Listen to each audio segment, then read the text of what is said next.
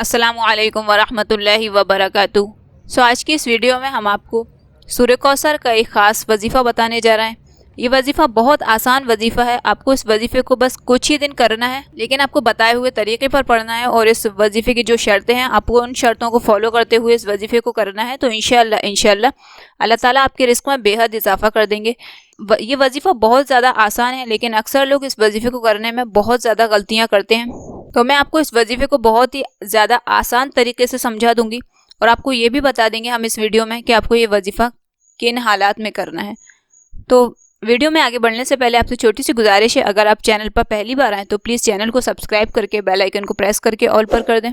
वजीफ़ा आप किन हालात में कर सकते हैं? अगर आप किसी भी ऐसी परेशानी से दो चार हैं या किसी भी ऐसी परेशानी में मुब्तला हैं, आपके रिस्क में कमी है, या आपका कारोबार नहीं चलता, या आपका अच्छा खासा कारोबार था लेकिन चलते चलते अचानक से रुक गया है, तो आप बहुत ज़्यादा परेशान हैं, या फिर आप पर कर्ज़ का बोझ इतना हो गया है जिसके लिए आप अपना कर्ज़ अदा नहीं कर पा रहे और आप उस कर्ज़ के लिए बहुत ज़्यादा परेशान हैं, तो फिर आप इस वजीफ़े को कर लें तो इंशाअल्लाह अल्लाह ताला आपके रिस्क में बेहद इजाफ़ा कर देंगे, बल्कि अल्लाह ताला आपकी जितनी भी माली मुश्किलात हैं अपने फजल से सबको ख़त्म फरमा देंगे। वजीफ़ा आपको इस तरह करना है, मगरिब की नमाज के बाद अपनी जगह पर बैठे हुए पहले 7 मरतबा दुरूद इब्राहिमी पढ़ें, जो दुरूद नमाज में पढ़ा जाता है वो वाला।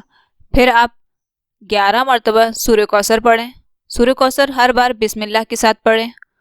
11 मरतबा सूरह कौसर पढ़ने के बाद आखिर में अल्लाह ताला का सिफाती नाम या समीउ, ये नाम 100 मरतबा पढ़ें, यानी एक तस्बीह नाम की पढ़ें। उसके बाद फिर आप 7 मरतबा दुरूद इब्राहिमी पढ़ें।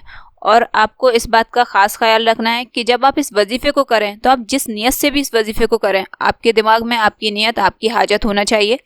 फिर आप जब इस वजीफ़े को मुकम्मल कर लें तो फिर अल्लाह ताला से अपनी हाजत के लिए खूब दुआ कीजिए, सजदे में जाकर दुआ कीजिए, खूब अल्लाह से ऐसे मांगिए जिस तरह से बच्चे अपनी माँ से मांगते हैं और वो अपनी हर बात को मनवा लेते हैं। तो आप अल्लाह ताला से इस तरह मांगिए कि जिस तरह अल्लाह को आप पर तरस आ जाए।